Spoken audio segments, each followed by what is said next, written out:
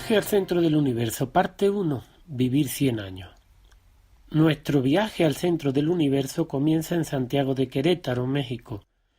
Lo he llamado así porque durante este viaje visitaremos Wirikuta, la tierra sagrada de los indígenas Wixárika, en el Real de 14, un pueblo del estado de San Luis Potosí. El corazón de este lugar mágico es el Teacata, el ombligo o centro del universo. Veremos el atardecer caminando por la hermosa ciudad colonial de Querétaro y nos sentamos en una terraza a tomar una infusión. Nos atiende una mujer joven que parece tener unos 40 años. Como la cafetería está muy tranquila, comenzamos a conversar. Cuando la mujer ve que traemos nuestro propio bote de miel, nos explica que mi hermano y yo le recordamos mucho a su padre, un indio yaqui del la Huasteca que, igual que nosotros, se deja el pelo largo, pero que además, igual de nosotros, siempre lleva su propia miel allá donde va.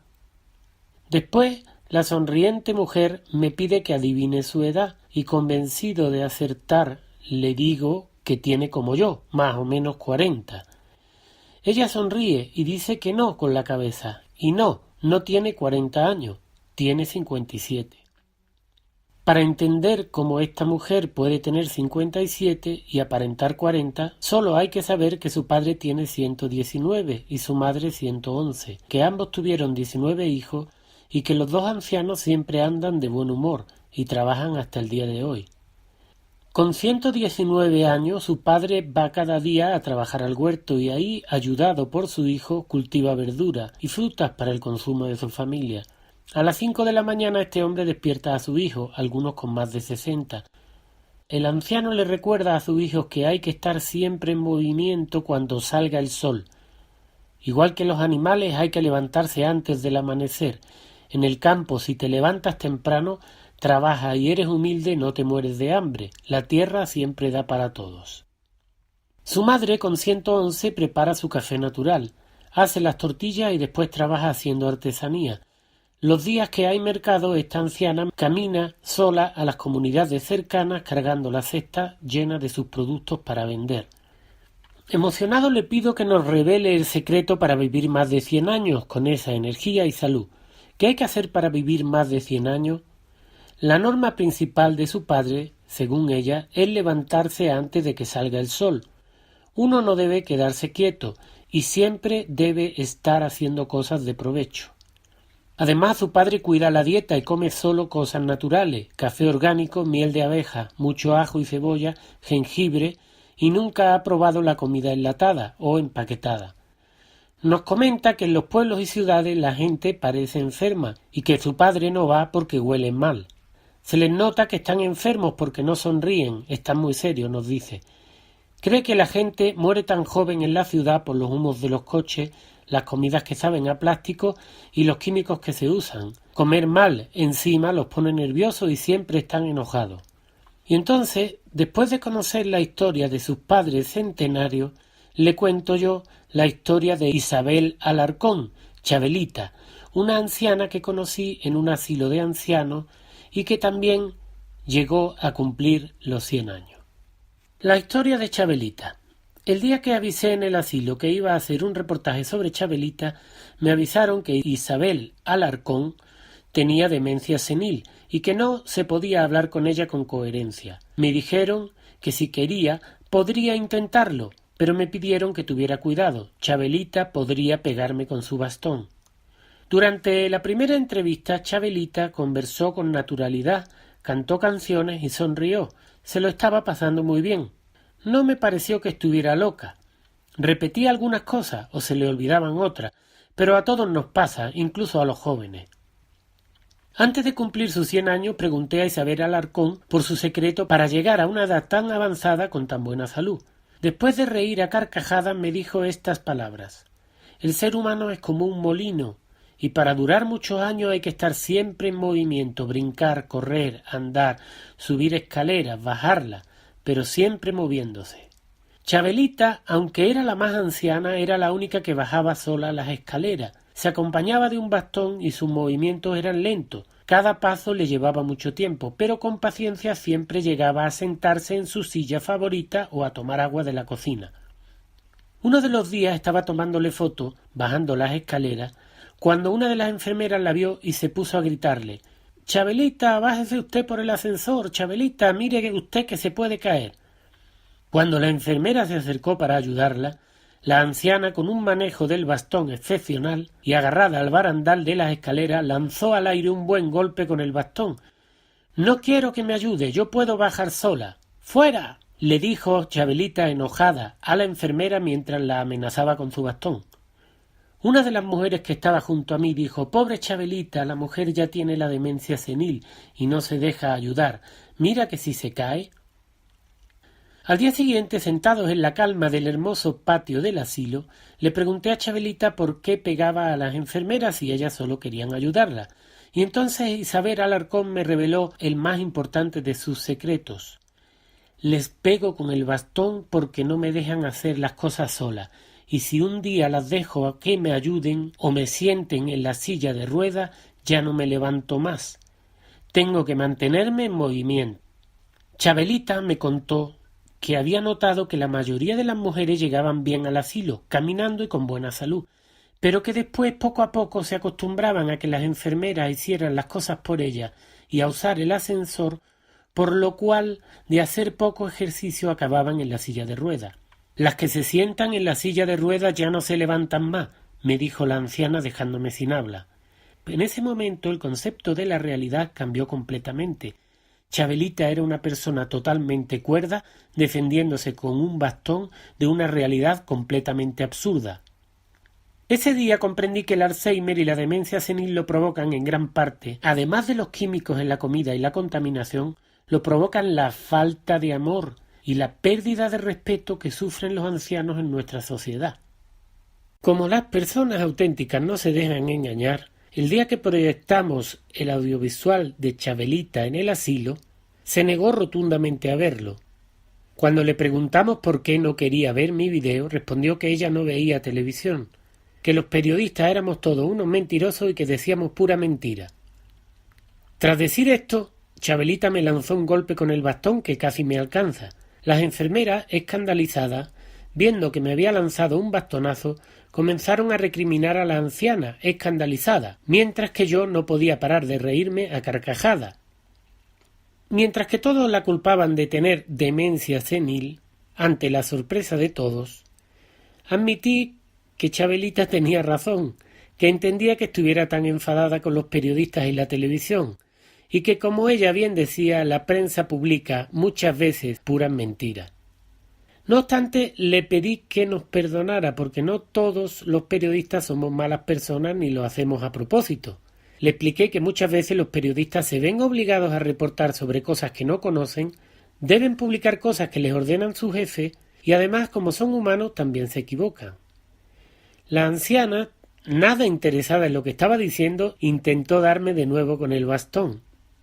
Unos minutos después, ya más calmada, Isabel permitió que me sentara a su lado y me contó por qué pegaba con el bastón a los periodistas de la televisión. Al parecer, cuando se quedó sin familia, Chabelita tuvo que vivir mucho tiempo en la calle, sola y abandonada. Pasó mucha hambre, mucho frío, no tenía ropa y no tenía lugar donde asearse. Una mañana, mientras pedía en la calle, cansada y hambrienta, llegaron unas personas de televisión y le dijeron que querían entrevistarla. Contó que la trataron muy bien, le compraron unos tacos y fueron muy amables con ella. La grabaron y se fueron. Chabelita se olvidó de ello. Unas semanas después, mientras estaba en un restaurante pidiendo moneda, Chabelita se vio a ella misma en la televisión y me dijo que era un programa en el que estaban diciendo cosas feas sobre la gente pobre y que eso era pura mentira lo que decían. Al ver cómo trataban a los pobres como ella en la televisión, Chabelita se puso muy triste y se puso a llorar. Desde ese día, cada vez que veía a un periodista o a un cámara de televisión, Chabelita intentaba alcanzarlos con el bastón. Las mañanitas. Pasó un año hasta que tuve noticias de Chabelita de nuevo. A principios de diciembre me llamaron del asilo y me dijeron que preparaban una fiesta especial, el día 12, el día de Nuestra Señora de Guadalupe. Ese día íbamos a celebrar todos el 101 cumpleaños de Chabelita. Habría de comer, baile y cantaríamos las mañanitas. Cuando me preparaba para salir hacia el asilo, aquella mañana sonó el teléfono y me dijeron que tenían muy malas noticias. Chabelita había fallecido la madrugada anterior y no habría fiesta de cumpleaños. Quizá lo que pasó es que, cansada de fiestas y ajetreo, Isabel Alarcón decidió no ir a su fiesta de cumpleaños y decidió morirse el día antes. Quizá lo que pasó es que Dios, como Chabelita nació el día de la Virgen del Tepeyac, decidió llevársela con él ese mismo día. Lo único que podemos tener por seguro es que a Chabelita, que nació el día 12 de diciembre, le cantaron las mañanitas el día de su nacimiento y también el día de su entierro. Vino a este mundo escuchando mañanitas y se fue de este mundo con las mañanitas. Los hay que nacen bendecidos. Chabelita, esa mujer desconocida que acabó en un asilo después de ser abandonada y tener que vivir en la calle mucho tiempo, fue una gran maestra y me enseñó una importante lección, que no solamente hay que saber cómo vivir, sino que también hay que saber cómo morir. Espero estar a la altura cuando llegue mi turno. Y a continuación te invito a ver un audiovisual llamado Mundo ahí te quedas, la historia de Chabelita. Yo nací, creo que por San Pablo, enfrente a la iglesia de San Pablo. Por ahí nací, por la Merced. Yo me llamo Isabel Alarcón y allí me tienen en la libreta. El día en que tú naciste, nacieron todas las flores. Y en la pila del bautismo cantaron los ruiseñores. Ya viene amaneciendo y a la luz del día. Y a su edad, que pues, tiene ya 99 años, ya poco le falta para los 100. Y todavía, al menos para hacer sus ideas que tiene y todo, pues está muy lista. Aunque para otras cosas, pues no, porque es lógico que ya tiene la demencia senil. Pero de ahí en fuera, está muy bien. Luego se pone a cantar.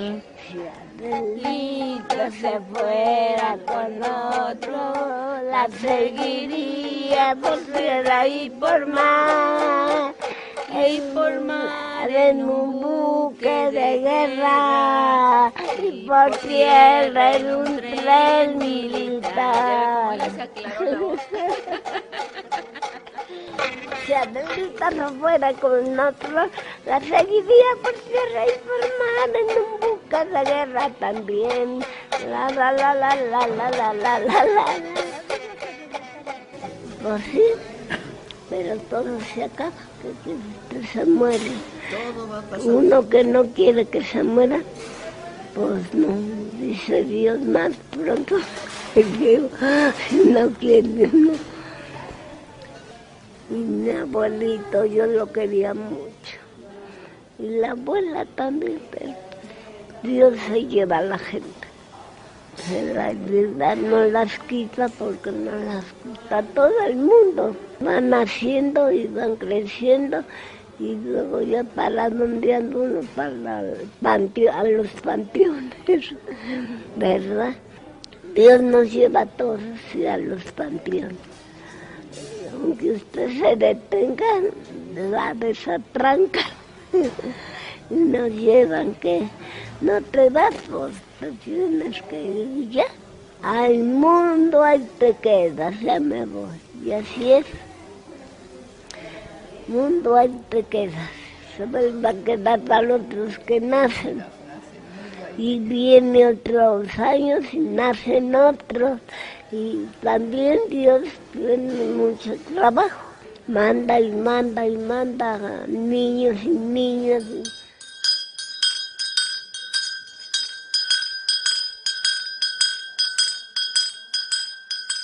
Y no pretendo ser tu dueño, no soy nada, yo no tengo vanidad. De mi vida doy lo bueno Yo tan pobre que otra cosa puedo dar, pasarán más de 1000 años, muchos más. Yo no sé si tenga amor la eternidad, pero allá tal como aquí, en la boca llevas ya sabor a mí.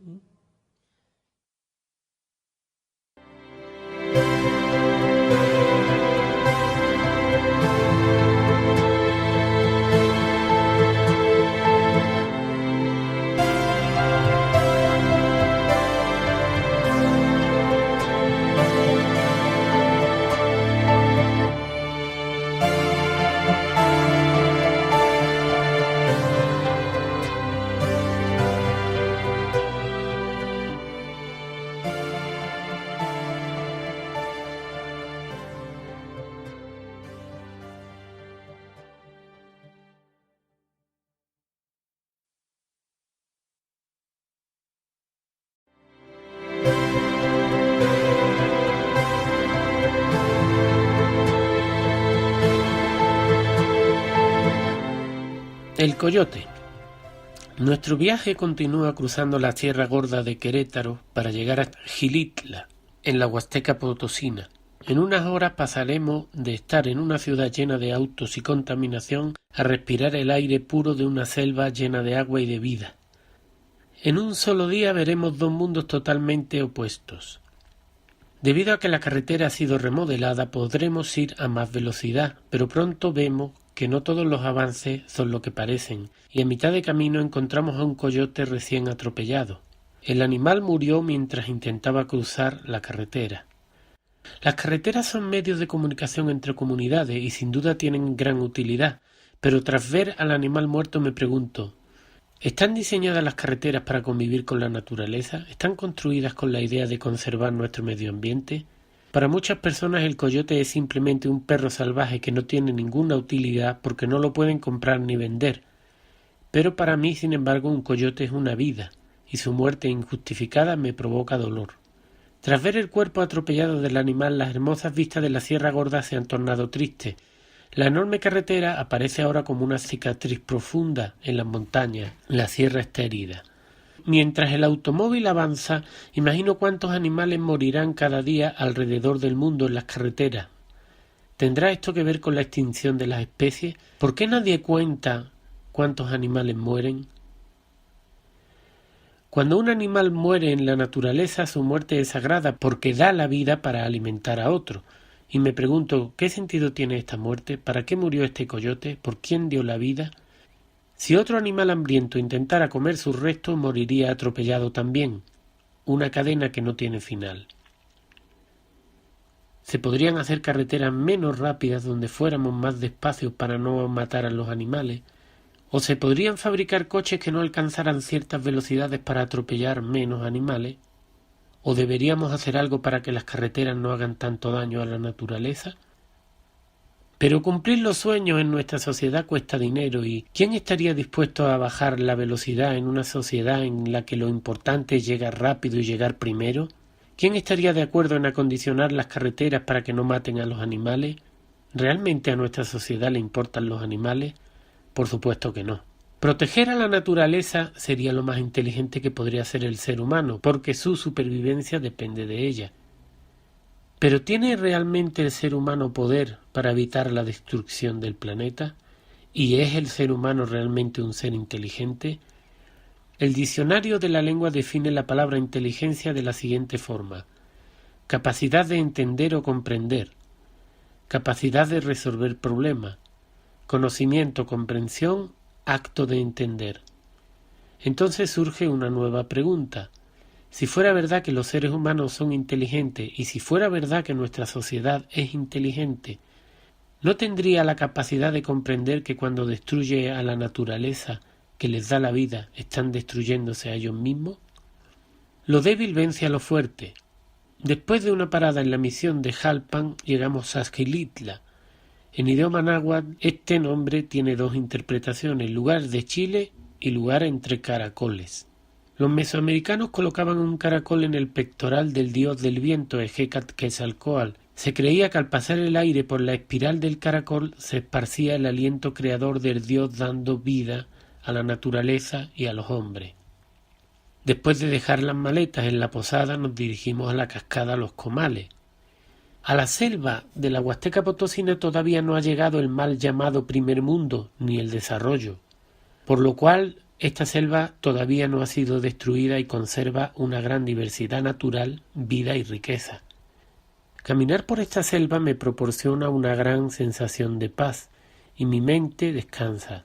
En la cascada observo el agua caer, siempre constante, siempre en movimiento.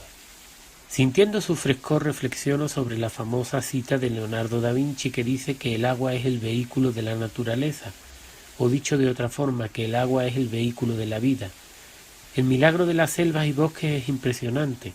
Miles de árboles y plantas actuando con sus hojas como una gran red que recoge la humedad de las nubes y la deja caer sobre la tierra suavemente, gota a gota. Un gran grupo de seres vivos recolectando agua y fabricando oxígeno para dar vida a miles de animales e insectos, entre ellos los seres humanos. Seres vivos que a cambio de oxígeno, agua y alimento ayudarán al bosque a esparcir sus semillas y lo polinizarán. Y mientras en nuestro mundo la industria, el desarrollo y el progreso destruyendo todos los árboles y todas estas redes de recolección de agua y gastando miles de millones en hacer navecitas e irse a Marte a buscar agua. Y a eso lo llaman inteligencia. La imponente cascada trae a mi mente Andalucía, donde nací, y tengo el pensamiento triste de que cerca de mi pueblo ya no quedan grandes cascadas. Y no las hay porque ya no quedan densos bosques que capten el agua. Igual que una persona cuando se deshidrata y se muere, mi tierra, acosada por la deforestación, se está secando y los pocos bosques que quedan arden sin control. ¿Y nadie se da cuenta de que mientras más se deforestan, más arden los bosques? Los seres humanos tenemos el gran don de la imaginación y dicen que con ella podemos crear la realidad. Así que en ese momento imagino mi tierra llenándose de nuevo de vida, ríos que vuelven a ser cristalinos y bosques enormes que crecen de nuevo. En un libro llamado Tao Te Ching, escrito 6 siglos antes de Cristo, el sabio chino Lao Tse dice sobre el agua: la suprema bondad procede como el agua. El agua llega a todas las cosas y las favorece, porque no busca el poder. Permanece en los lugares que otros desdeñan. Esto hace que se parezca al Tao. La persona sabia vive como el agua. El agua sirve a todos los seres y no exige nada para sí. Permanece más baja que todos, y en esto es parecida al Tao. El agua es suave y dócil, pero mina y corroe lo duro. En el vencimiento de lo duro ella no tiene iguales. En todo el mundo no hay nada más blando que el agua, pero en su forma de destruir lo duro nada la iguala. Nada puede transformarla. Que lo débil vence a lo fuerte, y lo blando a lo duro es sabido por todo el mundo, mas nadie se rige por ello. La guerra de dos mundos. Acabamos de cenar y estamos sentados en la terraza de la posada. Apagamos la vela que nos alumbra y comenzamos a observar las luciérnagas, hadas voladoras, luminosas y mágicas, recorriendo el cielo de la selva y mezclándose con las estrellas. Es curioso que nunca abandonamos por completo el lugar donde nacemos. Por muy lejos que estemos, parece que siempre seguimos conectados a él. De nuevo la tierra donde viví mi infancia regresa a mi mente. Recuerdo que de niño, a pesar de lo mucho que las busqué, nunca pude ver a las luciérnagas. Las leí en los libros, pero ya no estaban. La deforestación, la pérdida de su hábitat, los químicos y la contaminación ya casi han acabado con ella. Hoy, muchos años después, mi sueño de ver las luciérnagas se cumple. Es un cielo arriba y un cielo en el bosque. Pero no logro olvidar que en mi tierra la nada y su destrucción, fruto del progreso y el desarrollo, siguen avanzando. A la mañana siguiente, tras un rico desayuno bien picante, visitamos las pozas de Xilitla, un jardín escultórico soñado por el aristócrata y poeta inglés Edward James. Dicen que un día, mientras se bañaba en las pozas, una nube de mariposas voló a su alrededor cubriendo el cielo.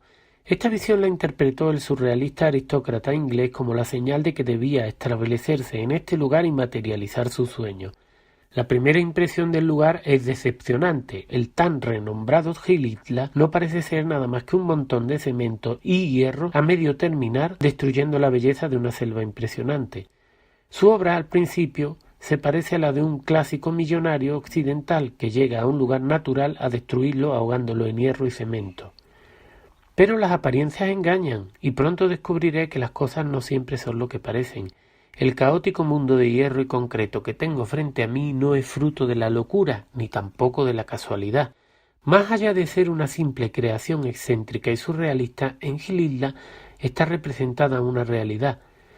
Y aunque la destrucción de la naturaleza nunca es agradable de ver, este es un escenario que muestra la guerra que estamos viviendo hoy, la cual es la guerra de dos mundos, el mundo de la naturaleza contra el mundo de las máquinas y su mal llamado progreso.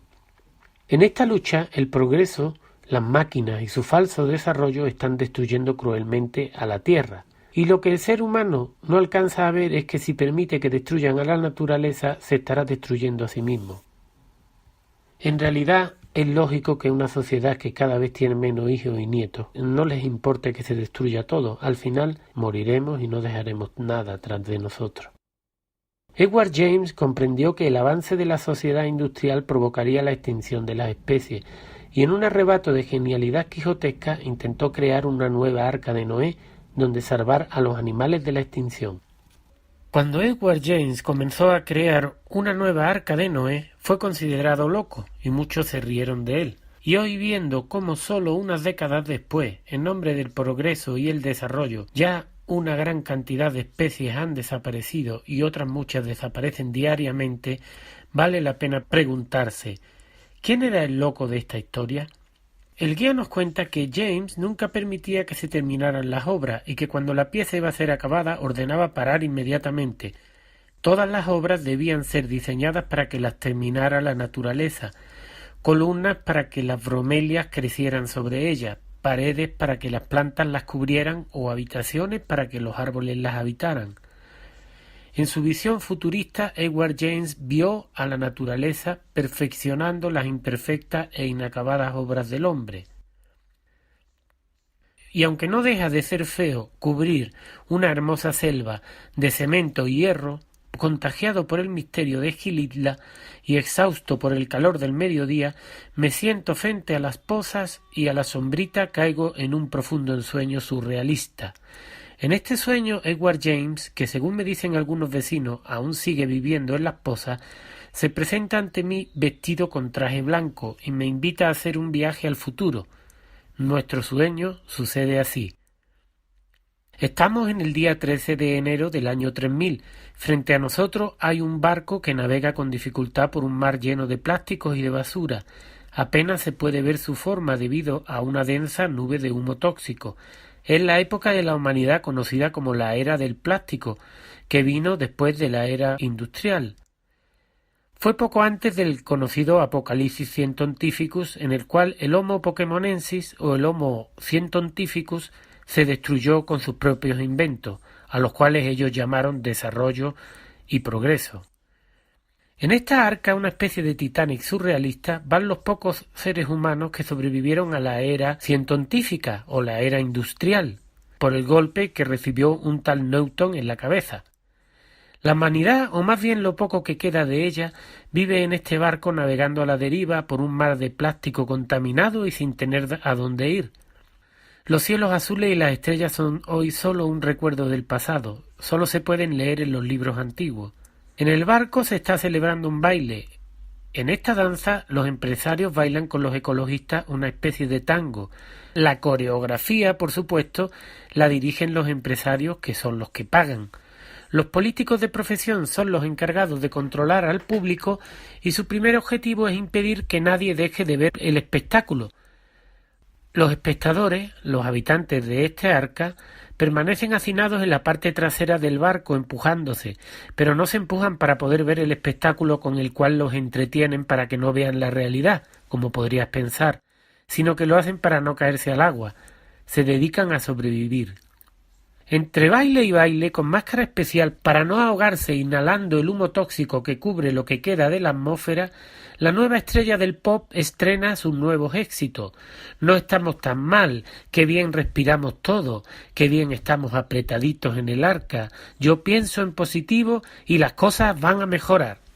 Estas canciones están convenientemente diseñadas, igual que el espectáculo, para subirle el ánimo a la mayoría de los arcaicos científicos que están en la popa apretujados y evitando caerse por la cubierta al mar de plástico. Al terminar la actuación musical se celebra el Campeonato Mundial de Deportes Arcaicos, competición que tuvo que ser realizada en el barco después de que la tierra y el mar se llenaran tanto de plástico que fue imposible realizarla afuera. Estos juegos arcaicos fueron inspirados en las Colimpiadas, unos extraños juegos que se celebraron hasta finales del siglo XXI.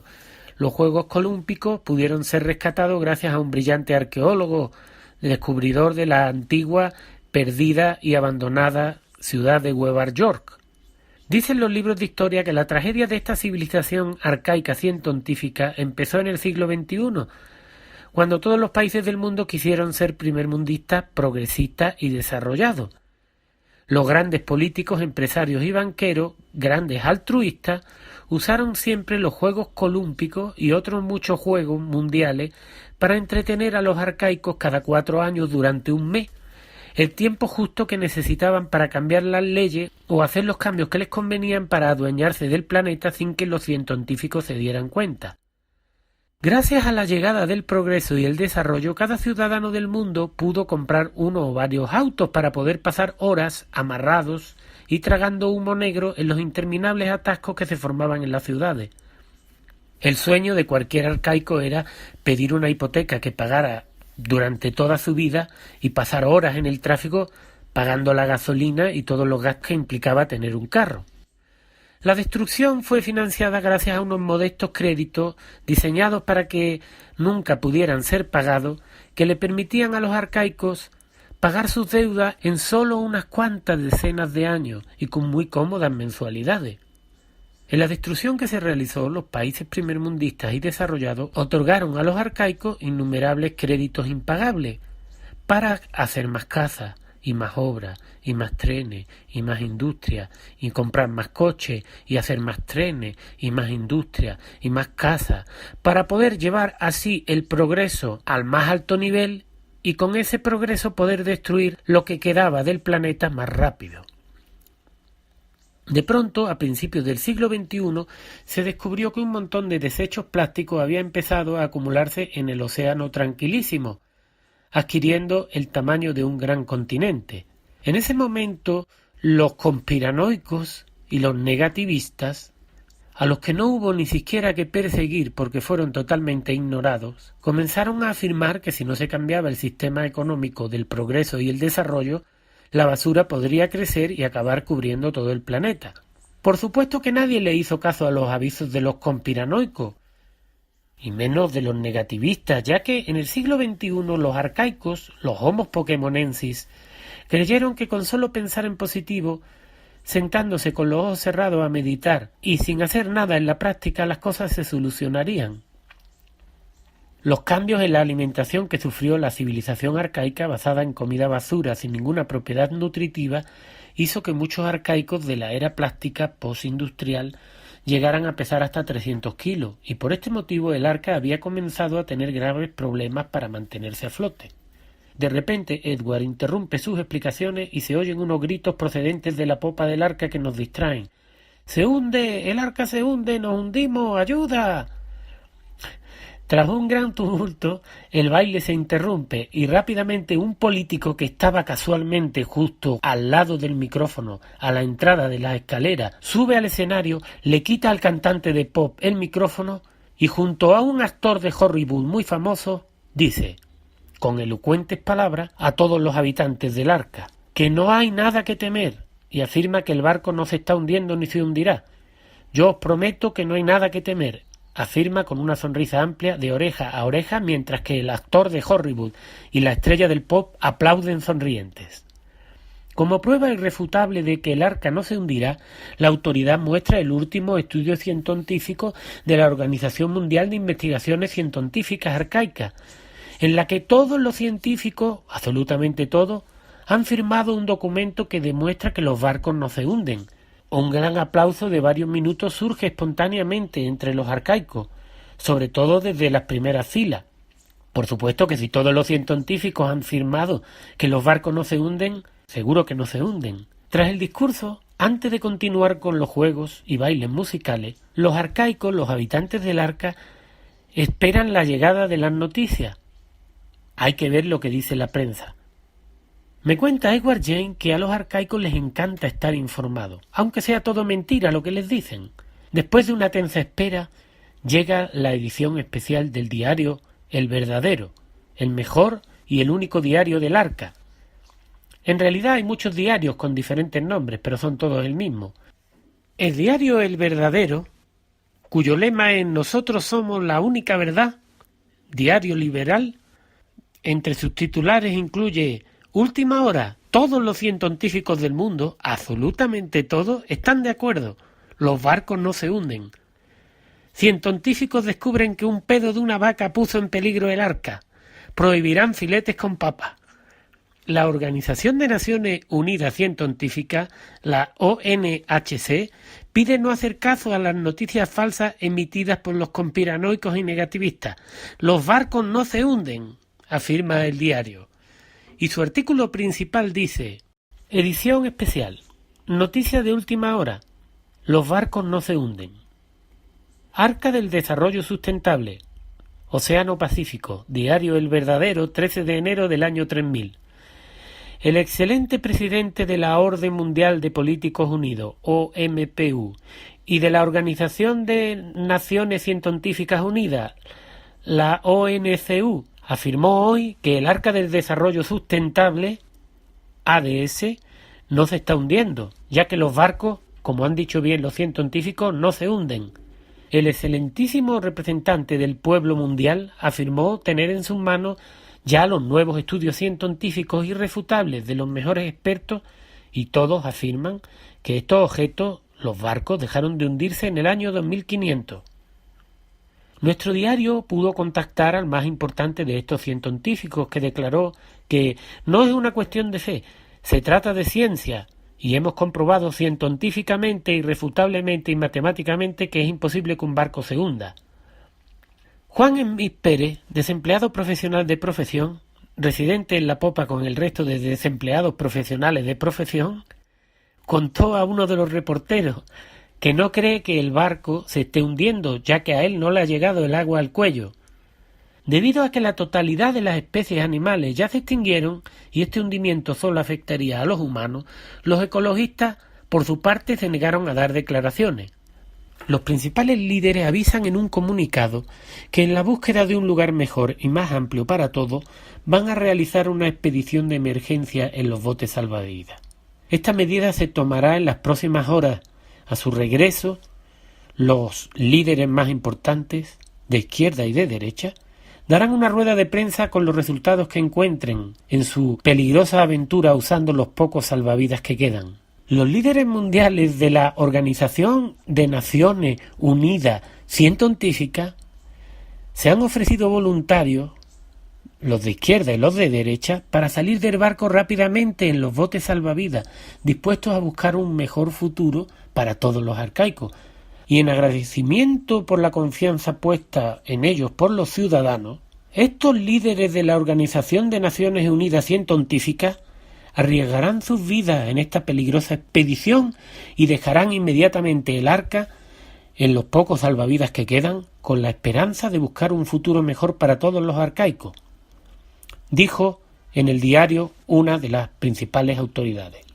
El director y dueño de nuestro diario se ofreció voluntario para acompañar a los mandatarios de izquierda y de derecha en su peligrosa aventura en la búsqueda de un futuro mejor para todos.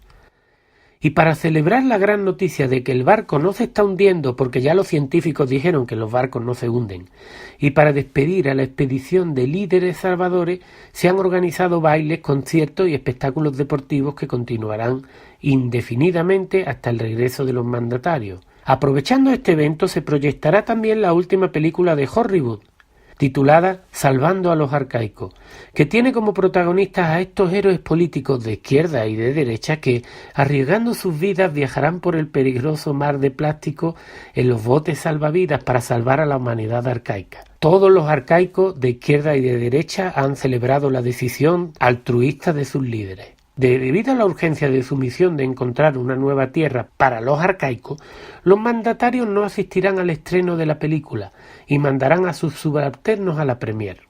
Al terminar de leer el diario levanto la cabeza y entre la nube de humo tóxica alcanzo a ver a las más altas figuras, de izquierda y de derecha, alejándose en los botes salvavidas mirando hacia atrás asustados.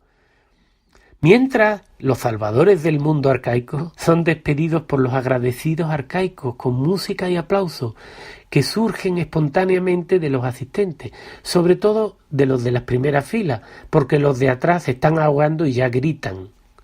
Cuando la última película de Hollywood, Los barcos no se hunden, estaba a punto de terminar, el arca se hundió hasta desaparecer en el mar.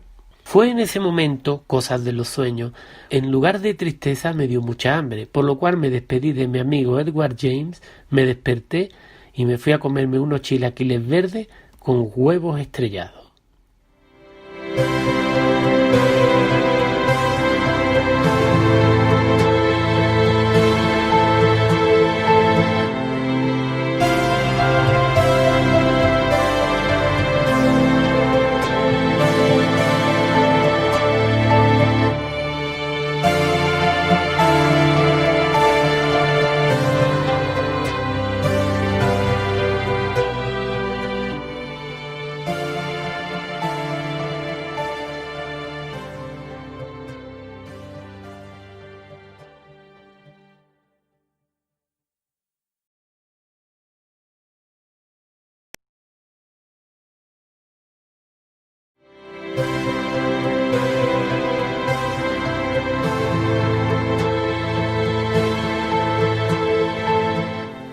Cosas que no se ven.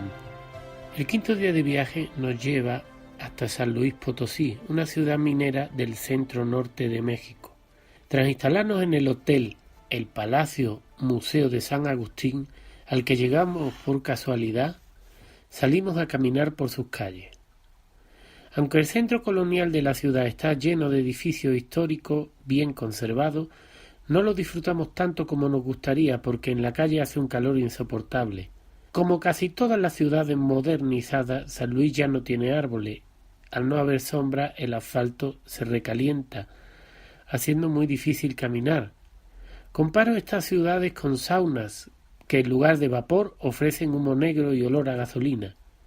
A pesar del calor, hacemos un esfuerzo y visitamos varias de sus iglesias.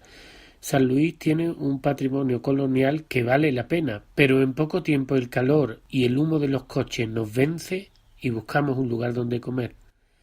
Caminando por la ciudad al amanecer del día siguiente, me encuentro frente a una escultura de un hombre vestido humildemente y que lleva un jarro en el bolsillo de su abrigo.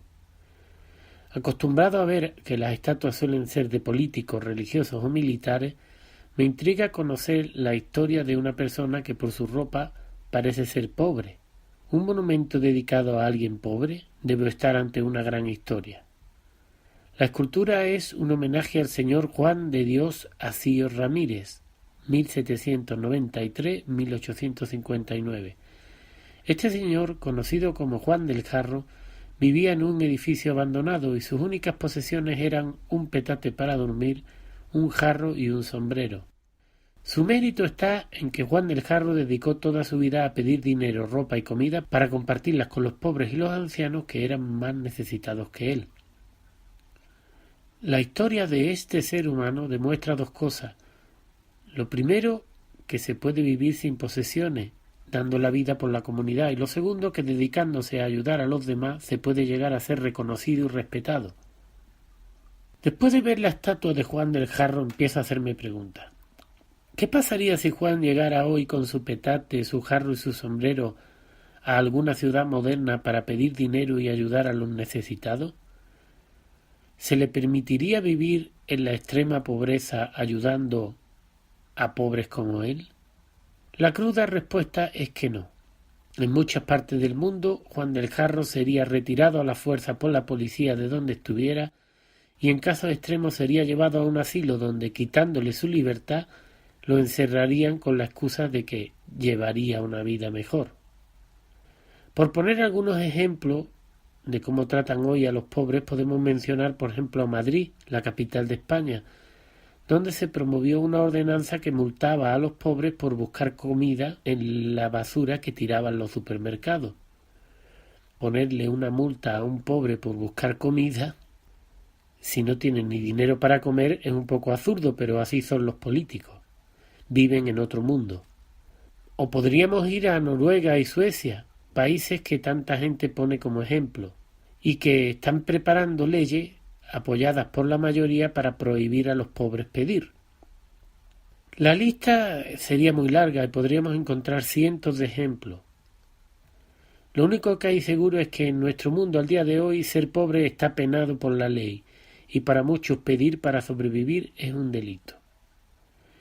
Escucho a personas que dicen que entregar limón a los pobres es malo para la economía y no ayuda a los pobres, y entonces me pregunto, ¿no ven estas personas malo para la sociedad dar a los más ricos miles de millones para pagar malas gestiones de ejecutivos, empresas incompetentes y sueldos de políticos corruptos?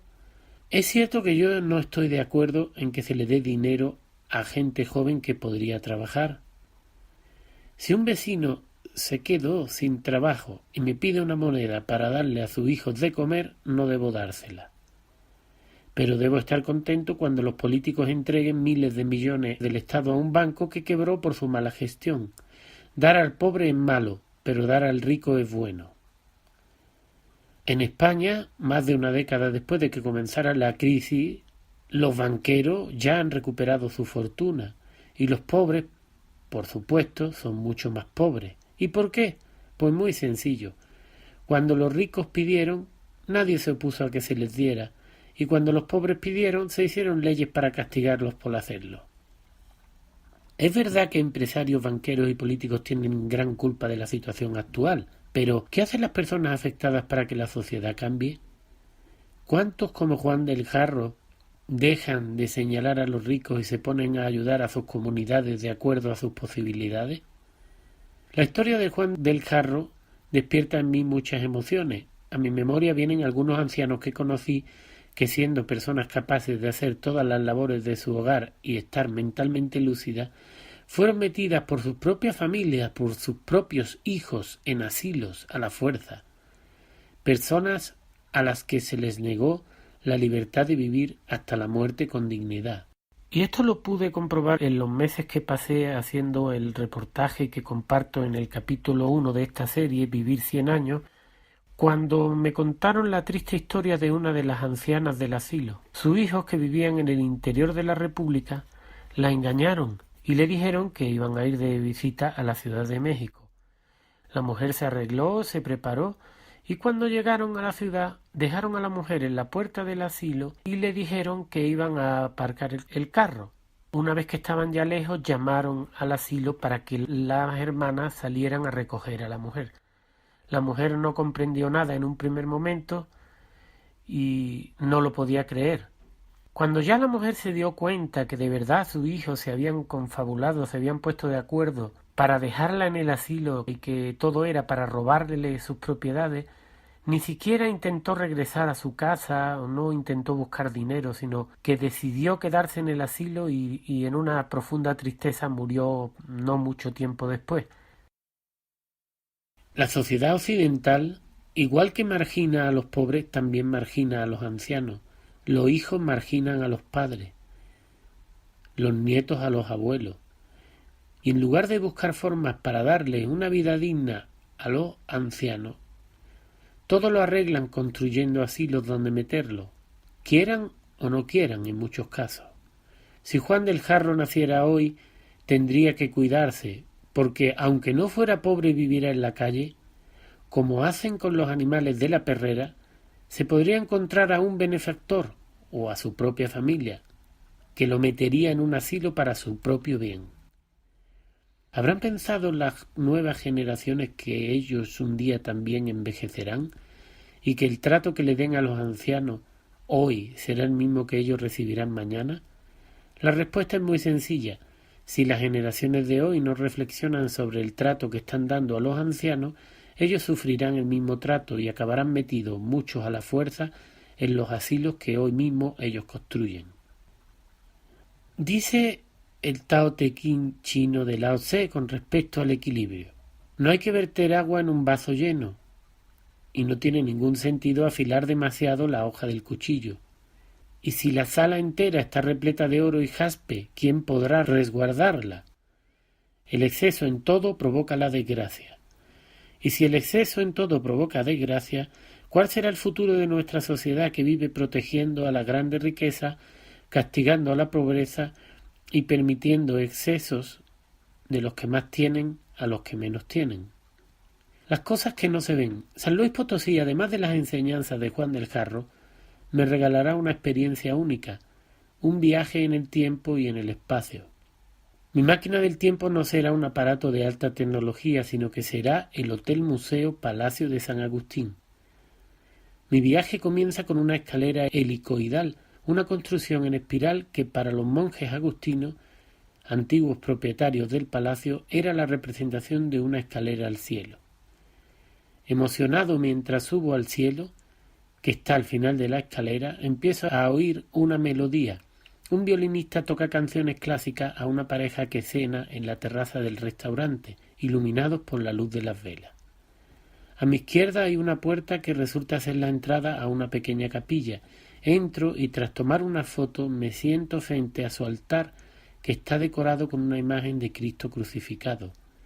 Este lugar, que en apariencia es un simple hotel, se acaba de convertir en una máquina del tiempo. Estar en una capilla de noche en completa soledad me transporta siglos atrás.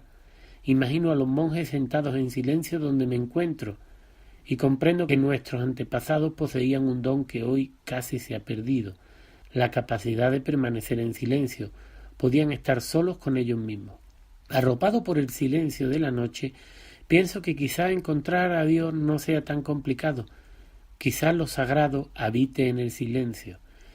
Mientras recorro de nuevo la escalera al cielo, escucho la música de un piano que recorre todo el palacio. Una frase que siempre repetía mi maestro de música durante más de 20 años, José Toro Doblas, viene a mi mente. La música es el arte de combinar los sonidos y estos con el tiempo. Y comprendo por qué nos gusta tanto la música, porque la música se construye sobre el silencio. A diferencia de otros artes, el arte musical transforma lo material en inmaterial. De un trozo de madera o de metal nace una melodía, que vive en lo invisible, en lo intangible y lo material. No me siento cansado y decido subir una última vez la escalera al cielo. La música del piano que toca mi hermano Diego Sachs hace que la subida no sea tan dura. En el suelo del tercer nivel, donde termina la escalera, encuentro una piedra grabada con un texto en latín que dice: no mirando nosotros las cosas que se ven, sino las cosas que no se ven. Pues las cosas que se ven son temporales y las que no se ven son eternas.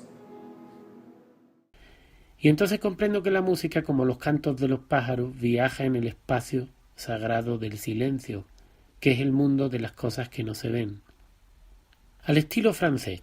A la mañana siguiente mi máquina del tiempo me lleva a una época más reciente, a la época en que el Palacio Agustino fue remodelado al estilo europeo y más concretamente al estilo francés. Para entender lo que significa estilo moderno europeo o estilo francés hay que comprender un concepto artístico muy conocido: la naturaleza muerta.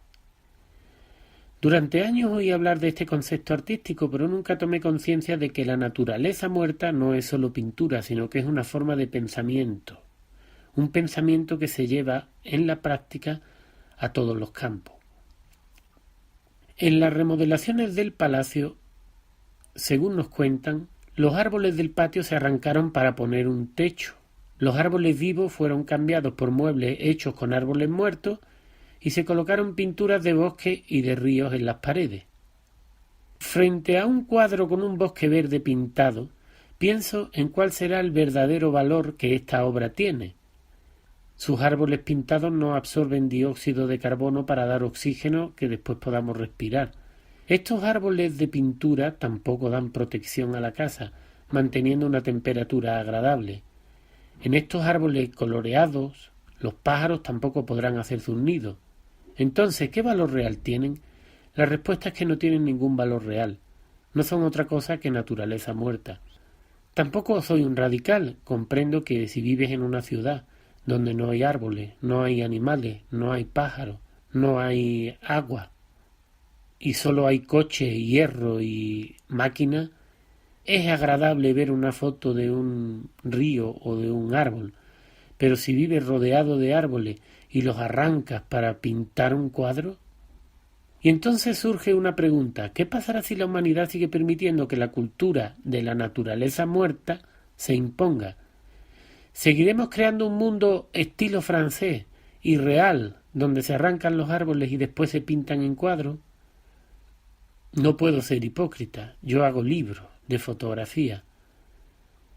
Mi intención original es buena. Gente que no puede ver ciertos lugares, se los muestro con la intención de que tomen conciencia de lo importante que es la naturaleza, por ejemplo. Sin embargo, al final mis libros son usados en muchas ocasiones para que simplemente la gente vea mis fotografías al mismo tiempo que se destruyen los lugares que aparecen en mi foto. Cuando la casa se hizo moderna, la luz del sol fue sustituida por unos falsos soles, las bombillas eléctricas. Estos falsos soles no dan energía limpia y pura como el sol, son inventos que consumen energía y contaminan el planeta sin dar nada a cambio. La luz de estos falsos soles tampoco alimenta a las plantas, ni ayuda a los árboles a crecer, ni a las personas a asimilar sustancias esenciales para una buena salud. Es más, los nuevos ahorradores son muy contaminantes e incluso peligrosos para la salud. Todas estas bombillas, estos soles artificiales, son nada más que naturaleza muerta. Parece ser que la característica principal de esta cultura de la naturaleza muerta es la de sustituir los recursos ilimitados y limpios que ofrece la naturaleza por energías contaminantes e improductivas que encima te cobran y que encima tienes que pagar. La regulación de temperatura que hacían los grandes árboles del patio ahora lo hacen unos aires acondicionados. Estos falsos aires, en lugar de dar oxígeno, emiten una gran cantidad de dióxido de carbono, consumen grandes cantidades de energía, causan daños a la salud de quien los usa y, además, igual que las bombillas, hay que pagar electricidad para que funcionen. Hay que trabajar para que funcionen. Este mundo de la naturaleza muerta, conocido también como moderno, industrial, desarrollado o primer mundo, dicen que es un mundo que prueba la evolución del ser humano. Y yo me pregunto, ¿evolución es arrancar los árboles de un patio y sustituirlos por pinturas al óleo? ¿Evolución es tapar un techo que deja entrar la luz solar saludable e ilimitada para poner una energía eléctrica que contamina, afecta la salud, consume los recursos naturales sin dar nada a cambio y encima hay que pagarla? ¿Evolución es quitar una fuente y colgar un río pintado en una pared? ¿Es evolución quitar la fuente donde los pájaros bebían para cambiarla por un piano alemán, sustituyendo el canto de las aves por obras de Mozart y de Beethoven? Viendo todo esto me pregunto, ¿qué harán los seres humanos si permiten que se arranquen todos los árboles y se convierta al planeta en un desierto? ¿Se beberán el agua de los cuadros? ¿Se comerán las manzanas que hay pintadas en el cuadro del comedor? Junto a un pozo, único recuerdo vivo del patio de los agustinos, mirándome en un espejo, comprendo que vivo en un mundo falso, un mundo sin esencia, un mundo que ha llegado a creer tanto en la naturaleza muerta, al estilo francés, que ahora en lugar de plantar árboles, los pintan. Al dejar el palacio de San Agustín, representación del falso mundo de la naturaleza muerta, el mundo aparece ante mí tal y como es, una ilusión, y un nuevo viaje comienza, el viaje por el mundo de las cosas que no se ven.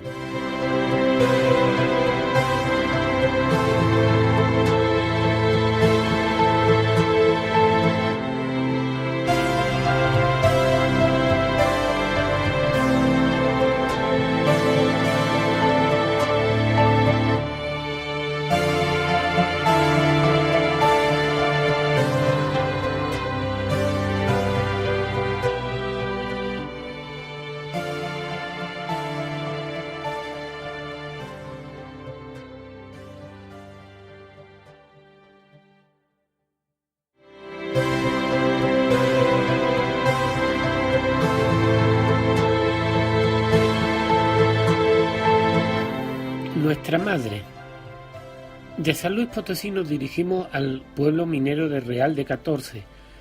Tras pasar por una larga carretera empedrada y cruzar un túnel de más de 2 kilómetros, llegamos al pueblo de Real de 14, que nos recibe a 2.750 metros de altura, con sol y un clima fresco típico de alta montaña. Estas carreteras son las ideales. Aunque tardan mucho más en llegar, vas a poca velocidad. De esa forma no vas atropellando animales, insectos, pájaros. En un lugar llamado el Mesón de la Abundancia saboreamos una infusión de hierba anís, endulzada con miel de abeja exquisita, mientras esperamos al guía que nos llevará a conocer Wirikuta, la tierra sagrada de los indígenas wixárika. Gracias a Dios a este lugar no han llegado esas leyes nuevas occidentales que, con la excusa de que van a proteger tu sanidad, te prohíben tomar los productos naturales locales de la tierra y te obligan a tomar productos empaquetados, contaminados y llenos de plásticos y de químicos. Por eso, la hierba anís que nos tomamos es cogida del desierto y la miel es de un apicultor local. El sabor, si se compara con esta comida de bolsita o esta miel falsa que te obligan a tomar en lugares como por ejemplo Europa con la excusa de la sanidad, es infinitamente superior. Unas horas de camino a pie por el desierto nos llevarán al lugar donde nació el abuelo Sol y podremos visitar el centro del universo. Cuenta el mito indígena que debido a la escasez de alimentos los ancianos enviaron a 4 guerreros en busca de un lugar donde hubiera alimento. Los 4 jóvenes que representaban los 4 puntos cardinales, armados con arcos y flechas, emprendieron su búsqueda. Después de unos días caminando encontraron un venado, al que comenzaron a perseguir. Al 7º día los jóvenes llegaron a Wirikuta, donde uno de los guerreros intentó matar al venado lanzándole una flecha. El animal la esquivó y desapareció en el bosque. Al recoger la flecha, el joven encontró la figura de un venado formado de plantas de jicuri o peyote, un tipo de cactus alucinógeno que crece en el desierto. Desde ese día, las plantas de jicuri o peyote se consideran las huellas del caullumare, o venado azul. Nunca me han gustado las drogas, y nunca me ha gustado ninguna sustancia que altere mi conciencia natural. Así que, en lugar de comerme las huellas del venado azul, buscaré mi camino en el desierto con el corazón, la intuición y los 5 sentidos. Tardamos varias horas en visitar los 2 centros más importantes de Wirikuta, el Cerro Grande o Lucero, donde nació el abuelo Sol, y el Cerro Quemado, lugar donde se posó el sol antes de subir al cielo. En su peregrinación a esta tierra, los indígenas dan las gracias y piden consejo a su madre la tierra y a su padre el fuego y su abuelo el sol. Aprendo que los wixárika consideran que todos los seres somos hijos de la tierra y por eso su cultura ancestral se basa en el respeto a la naturaleza y el equilibrio con el medio ambiente. Observando a un indígena que sube por la montaña, recuerdo las películas norteamericanas que veía de niño, que mostraban a estos seres humanos como los indios salvajes. El racismo hacia los indios era tan extremo que el indígena que acompañaba al llanero solitario se llamaba tonto. Así es el cine, una burda manipulación. Como muchas otras personas viví durante años creyendo en esa falsa imagen que promovían las películas. Los hechos reales son que estos indígenas tienen una cultura basada en el respeto a la naturaleza y que los bosques americanos, después de la llegada de la revolución industrial, han sido convertidos en desiertos, los ríos cristalinos han sido contaminados, los animales están extintos o en peligro de extinción y los océanos donde pescaban están siendo contaminados y cubiertos por una isla de plástico. A solas conmigo mismo, la primera lección que me dará el desierto es muy sencilla. Saber la hora no es necesario para vivir. En la naturaleza, nuestro verdadero hogar, no necesitamos reloj, ni sufrimos la esclavitud del tiempo. En el desierto, la angustia y la ansiedad desaparecen, porque el tiempo se para. Perderse en el desierto es muy sencillo y yo lo compruebo rápidamente. Paro unos minutos a tomar una fotografía y cuando levanto la cabeza el grupo ya no está. Miro en todas direcciones y los llamo, pero nadie contesta. Estoy completamente perdido. Tras unos minutos de pánico decido sentarme a esperar que regresen. Lo veo más lógico que caminar sin saber hacia dónde voy. El guía seguro que recordará el camino y me encontrará. Tras un corto tiempo sentado en una piedra sintiendo la inmensidad del desierto, comienzo a sentir una sensación desconocida. Una paz que nunca había sentido antes, la paz que se siente cuando te quedas a solas contigo mismo. En el silencio, en la paz que me trae el desierto, comprendo por qué hace unos años dejaba la radio y la televisión puestas todo el día. Necesitaba ruido mientras trabajaba, mientras comía e incluso mientras dormía. Tenía miedo a oír mi voz interior, miedo a quedarme a solas conmigo mismo. En la soledad del desierto, el tiempo y el espacio son relativos, no existen. Lo que me pareció mucho tiempo, en realidad fueron unos cuantos minutos, en los que el grupo estaba esperándome muy cerca, sentados en una pequeña colina. Pero estos minutos de soledad total en el desierto, aunque fuera solo una ilusión de mi mente, me enseñan que se puede ser feliz en completo silencio. Cuando me reúno con el grupo, mi miedo al desierto ha desaparecido por completo, y al desaparecer este miedo las plantas parecen más verdes y el cielo se ve más azul. Los nopales comienzan a aparecer con formas de corazones y de jaguares. Quizás sean estas figuras la reencarnación de los espíritus de los animales y de las personas que murieron en estos lugares. Los nopales, que los españoles llaman chumberas, son los corazones del desierto. Es con ellos que la tierra se protege de la erosión y la desertización. Una tierra donde se arrancan estos cactus se convierte en un desierto para siempre. Para los wixárika, las personas cuando mueren renacen en las palmeras que cubren los cerros. Estas palmeras son consideradas guardianas del lugar y llamadas cariñosamente los abuelitos. Subiendo a la cumbre del Cerro Quemado nos encontramos con la silueta de un árbol solitario, el único superviviente de la destrucción de las mineras en la Sierra de 14. Documentos históricos afirman que en 1775, año en que se abrió la primera mina de plata, la Sierra de 14 era un bosque. Solo 50 años después, en 1825, no quedaba ni un árbol ni un matorral. Hoy, casi 200 años después, la Sierra de 14 no ha podido recuperarse de la explotación a la que fue sometida. Sin poder olvidar el árbol solitario, seguimos subiendo el cerro y tras pasar una espiral de piedra llegamos a la cima, donde nos encontramos una pequeña capilla decorada con ofrendas de muchos colores y texturas. Casi todas las ofrendas contienen imágenes de los bosques que había en esta montaña. Hay imágenes de árboles, conejos, serpientes, pájaros, venados, jaguares, recuerdos del bosque que una vez hubo en estas montañas. Camino de regreso por las faldas del cerro y observando el enorme desierto me pregunto, ¿qué habrá hecho la Tierra para que las industrias la destruyan de una manera tan brutal?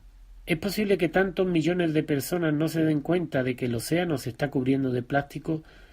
¿No ven que los bosques más importantes del mundo están siendo deforestados y que de ellos depende el aire que respiran? De nuevo me encuentro frente al árbol solitario, el superviviente de la mina, luchando por sobrevivir a la destrucción de la sociedad industrial, una sociedad, la de la ciencia, que no tiene conciencia, y que consume la vida sin dar fruto, una sociedad que, con sus inventos y sus máquinas destructoras, arranca para hoy, pero no siembra para mañana, un mundo que, movido por la codicia y la ignorancia, se está destruyendo a sí mismo. A las 4 de la madrugada del día siguiente comenzamos a caminar por el desierto. Nos dirigimos de nuevo al Cerro Quemado, donde queremos ver amanecer. A nuestro grupo se ha sumado un nuevo compañero, el perro de nuestro guía Eduardo. Este compañero canino nos cuida y se mantiene todo el tiempo asegurándose de que nos mantengamos unidos y nadie se quede atrás. Los primeros rayos de sol iluminan la cima del Cerro Grande, conocido como el Lucero, y después el Cerro Quemado, que con su forma de elefante se muestra ante nosotros pintado con un color naranja intenso. En ese momento, en la falda del cerro, en un cielo sin una sola nube, aparecerán dos figuras. En cuestión de segundos, las nubes tomarán la forma de Saturno y de una serpiente que desciende sobre Wirikuta. Después de tomarle un par de fotos con el teléfono a ambas imágenes, me dedico a observarlas y me impresionan tanto su tamaño como su forma. Los ojos de la serpiente están perfectamente formados y su cuerpo muestra el movimiento típico de las serpientes al caminar sobre la tierra. Después de unos minutos, las nubes con forma de serpiente y de Saturno se desvanecen sin dejar rastro. ¿Qué serán estas extrañas nubes? ¿Es quizá una manifestación la serpiente del dios Mixcoatl o serpiente de nube? Mixcoatl, del idioma náhuatl, nace de unir mix, nube, con coatl, serpiente. Y curiosamente, a Saturno, en Roma, lo comparan con el dragón o la serpiente antigua. Uno de los mitos toltecas cuenta que Mixcoatl, la serpiente de nube, padre de Quetzalcóatl, la serpiente emplumada, descendió del cielo para crear la ciudad de Tolán Chicocotitlán, la actual Tula. El encuentro con estas nubes se convierte en el momento más extraño y misterioso de toda mi vida. Sin poder encontrar una respuesta lógica, seguimos nuestro camino. Se acerca el atardecer, el día ya pasó, y en el horizonte una tormenta se acerca, por lo que decidimos emprender el camino de regreso a Real de 14. Llevamos 2 días completos recorriendo el desierto de Wirikuta y caminando de sol a sol. A pesar de la altura y el esfuerzo, no siento ningún cansancio. Es como si la tierra me transmitiera su energía porque apenas necesito beber ni comer. En el camino de regreso conversamos sobre el proyecto de una minera canadiense que ya obtuvo el permiso para explotar gran parte de las tierras sagradas de Wirikuta. Este proyecto fue paralizado gracias a una gran presión nacional e internacional. Una nueva explotación minera significaría el final de Wirikuta y de la peregrinación milenaria de los Wixárika. Además, la mina agotaría los pocos recursos naturales que aún quedan en una tierra extenuada. ¿Y la culpa es del cambio climático? ¿Qué culpa tiene el clima de que la industria y las minas estén destruyendo el planeta?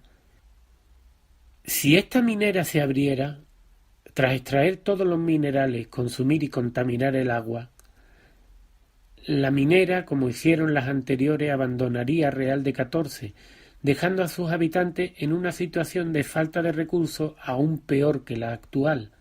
Sin embargo, no está en mi poder evitarlo. La vida sigue y nuestro viaje también. Dejamos Wirikuta observando cómo el abuelo sol se pone sobre el desierto. La lluvia dibuja líneas grises sobre las montañas y unos niños, Wixárika, hijos de la tierra, suben corriendo por la ladera de un cerro y se pierden en el horizonte.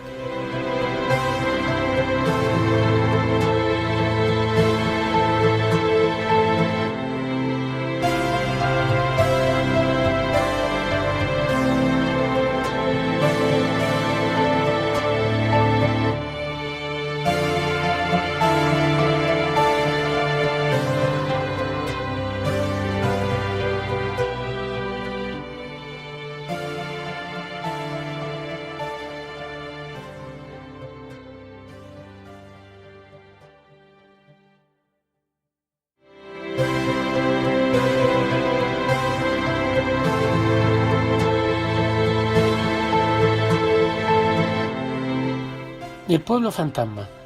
Nuestro tercer día en Real de 14, tras tomar un desayuno picante y delicioso, nos preparamos para caminar otra vez por el desierto. Visitaremos una hacienda minera abandonada conocida como el pueblo fantasma. Tras subir a un cerro, ante nosotros aparece una montaña devastada sobre la que hay una pequeña nube solitaria. El agua no va donde no hay árboles, dicen los campesinos de mi pueblo, cosa muy cierta. Hoy los científicos, no obstante, poniendo en riesgo a todos nosotros, han querido desafiar a la naturaleza y han creado la geoingeniería, la manipulación del clima de forma artificial, y se ha desencadenado una guerra entre la naturaleza y las fumigaciones de geoingeniería, y se están provocando unos cambios climáticos muy peligrosos. De nuevo el planeta sufriendo las consecuencias de los terribles inventos de una ciencia que no tiene conciencia. ¿Te has preguntado alguna vez cómo se formaron los desiertos? ¿Crees que es natural que haya tanta tierra seca? Yo nunca me lo había preguntado, pero en este viaje encontré la respuesta. Los causantes de muchos de los desiertos son las industrias. Estas montañas de San Luis Potosí son uno de estos ejemplos de desertificación provocada por la industria, en este caso la industria minera. Hace pocos siglos en esta sierra había bosques en los que los seres humanos convivían en armonía con la naturaleza. Las crónicas explican que gran parte del desierto de la Sierra 14 se formó en solo 50 años. Al inaugurar la primera mina de plata en 1775, esta montaña eran bosques. Y en 1825, solo 5 décadas después, ya no quedaba ni un árbol, ni un matorral. Tras arrancar el último árbol, la minera no pudo seguir fundiendo la plata, cerró su negocio y se marchó dejando a Real de 14 rodeado por un árido desierto. Es curioso que las personas no comprendieran que la mina, después de destruir sus bosques, se iría y los dejaría sin recursos que explotar. Un refrán popular habla del hambre para hoy y la miseria para mañana, y eso le pasa a los pueblos que permiten las mineras. Eligen la mina para hoy y el desierto para mañana. Y como los seres humanos somos expertos en repetir nuestros errores, ya existe un nuevo proyecto para abrir nuevas minas en la Sierra de 14. Nos adentramos en el desierto y el olor de las plantas medicinales se vuelve muy intenso. Nos contaron los vecinos que rozándose con las plantas y respirando su aroma, las personas se curan de sus enfermedades. Al final del día, nuestra ropa acaba perfumada con las plantas aromáticas del desierto. Los seres humanos de antes de la revolución industrial decían que la naturaleza solo sabe dar, y tenían razón. Frente a mí hay una tierra moribunda, arrasada por las minas y extenuada, y con su último aliento entrega las plantas medicinales que nos sanan. Esta tierra destruida y despreciada por las industrias no deja de dar vida a pesar de los ataques que recibe. Estoy contemplando el verdadero amor, el amor incondicional de la Madre Tierra por su Hijo. Tras unas horas caminando por el desierto llegamos a los edificios abandonados de la antigua mina. Los turistas se toman fotos frente al pozo rectangular por donde los mineros bajaban al infierno subterráneo. Para mostrar la profundidad del agujero, un guía tira una piedra que tarda muchos segundos en caer. Son cientos de metros de caída. Junto al pozo siento vértigo, se siente el dolor de la tierra y de los mineros muertos. Es como si las almas de las personas que murieron estuvieran pidiendo que se les recuerde. Recordarlo los ayudará a dejar el infierno donde perecieron. Unos jóvenes ofrecen una visita guiada por los túneles. Cuando me piden que pague las entradas, calculo el precio para 5 personas, pero en realidad solo somos 4. Hacen bromas sobre si la altura o caminar por el desierto estarán haciendo que pierda la concentración o la cordura. Aunque yo no diga nada, toda la visita tendré la sensación de que alguien nos acompaña. Quizás sea el espíritu de un minero que quiere acompañarnos en la oscuridad de los túneles. Guiados por la luz de una linterna nos metemos bajo tierra. Nuestro joven guía nos explica cómo era el trabajo del minero, mientras su compañero lo ilumina con una linterna en medio de un calor muy intenso. Nos cuenta la historia de El Jergas, un ser que se aparece a los mineros llamándolos por su nombre y les promete llevarlos donde está la plata. Cuando los mineros se acercan, el Jergas los atrapa y se los lleva cargados en la espalda para arrojarlos, a veces muertos, sobre las vetas de plata. Según la leyenda popular, este ser es el dueño y guardián de la mina, que castiga a los mineros que entran a destruir la tierra. La historia me recuerda a las leyendas de las cuevas mayas de Yucatán, donde se habla de extraños seres con forma de serpiente, unos dragones con alas. Termino la visita y subo a las ruinas del edificio principal.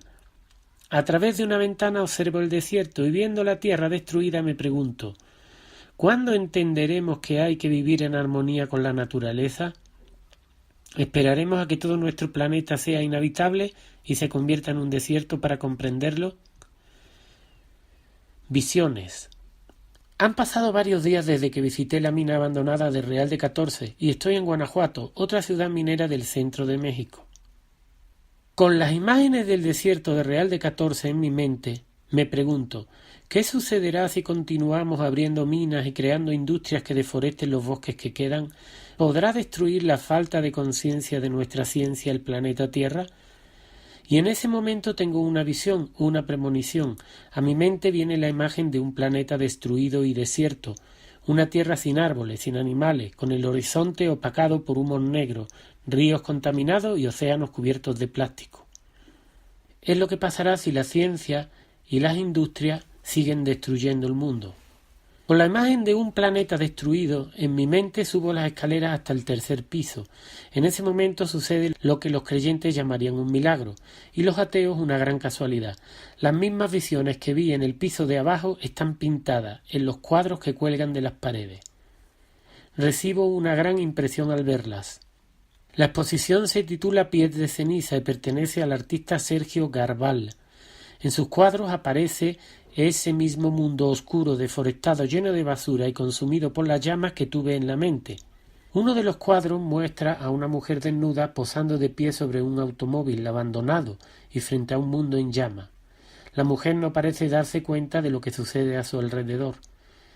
La vida es misteriosa y yo me pregunto, ¿cómo es posible que la misma visión de la tierra arrasada que tuve hace unos minutos se encuentre expuesta en este mismo museo? ¿Será que el autor y yo hemos compartido la misma lógica llegando a la misma conclusión? ¿O serán estas imágenes una visión del futuro de lo que le espera a la Tierra si la humanidad no hace un cambio profundo de valores? Los poseídos. La visita a Real de 14 ha hecho que mi visión del mundo cambie de forma radical. Ver la destrucción que provoca la minería me ha enseñado que tengo que consumir lo imprescindible. Cada consumo que haga por capricho o sin necesidad provocará que la Tierra sea destruida un poco más. No se trata de volver a las cavernas, sino de aportar un granito de arena. Se puede regresar a la naturaleza sin dejar atrás lo bueno del progreso. Tampoco se trata de martirizarse, simplemente tener conciencia de lo que consumimos y hacer de buen gusto las acciones que sean positivas. Han pasado una semana y me encuentro de nuevo en la selva de Calambul, en la península de Yucatán. Conocer la destrucción de los bosques del centro de México hace que comprenda la fragilidad de esta selva y la necesidad de protegerla. Las mineras o las industrias destruirían los bosques de Yucatán en cuestión de meses. Si hace 2 siglos, usando serruchos, picos y palas, las mineras fueron capaces de destruir la Sierra de 14 en solo 50 años, con las máquinas que hay hoy, ¿cuánto tardarían en destruirlo todo? Mientras saboreo un té en el restaurante del hotel, al lugar han entrado 2 parejas que han pedido cerveza y han comenzado a conversar. En realidad podríamos decir que no conversan, sino que más bien gritan, cosa muy común en las personas que beben alcohol. No me gusta escuchar las conversaciones de los demás, pero estas personas hablan tan fuerte que es imposible no escucharlas. Cuando una de las mujeres dice la palabra plata, a mi mente viene el recuerdo del desierto de San Luis Potosí y no puedo evitar dedicarles toda mi atención. La mujer explica que renueva su ropa y sus joyas cada año, porque no quiere estar anticuada. Quiere estar siempre a la última moda. Afirma orgullosa que para cada boda compra joyas y ropa nueva. Su amiga cuenta despectivamente que una amiga suya tuvo que llevar la misma ropa a 2 bodas seguidas, y ambas se ríen a carcajadas. Cuando llega el turno a los hombres, el tema se centra en el motor y el alcohol.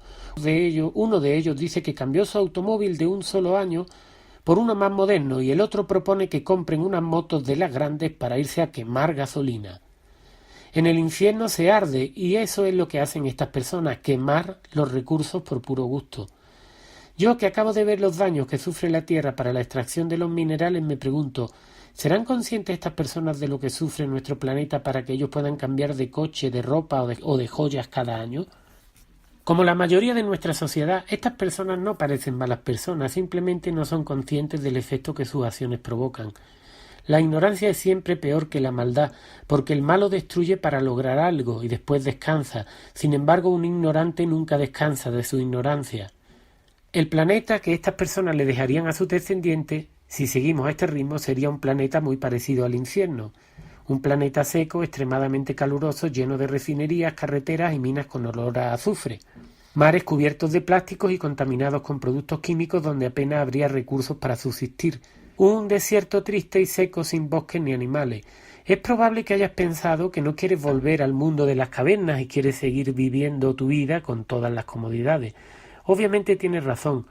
Muchos avances han hecho nuestra vida mejor y deberíamos disfrutarlo, pero ¿crees que tiene sentido destruir nuestro planeta y sus recursos naturales para que una mujer cambie de ropa y de joyas cada temporada, o para que su marido cambie de automóvil teniendo uno que funciona?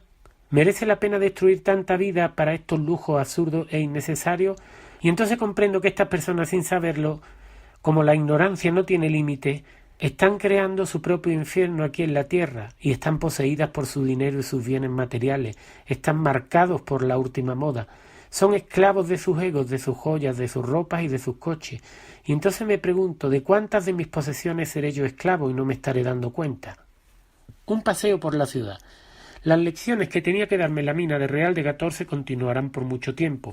Ha pasado un mes desde que terminé mi viaje al centro del universo y estoy dando un paseo por una importante avenida de la Ciudad de México. Mientras camino, a mi mente regresan las visiones que compartí con el artista Sergio Garbal. Recuerdo especialmente una de sus fantásticas obras en la que una pareja de deportistas posan en un lugar repleto de televisiones y basura sin darse cuenta del ambiente decadente que los rodea. El cuadro de Garbal, una obra impresionante y realista, toma vida frente a mis ojos cuando unos deportistas pasan corriendo por la avenida, sin darse cuenta de la nube de humo tóxico que contamina la ciudad y que no deja ver ni el azul del cielo. Una nube que ellos están respirando.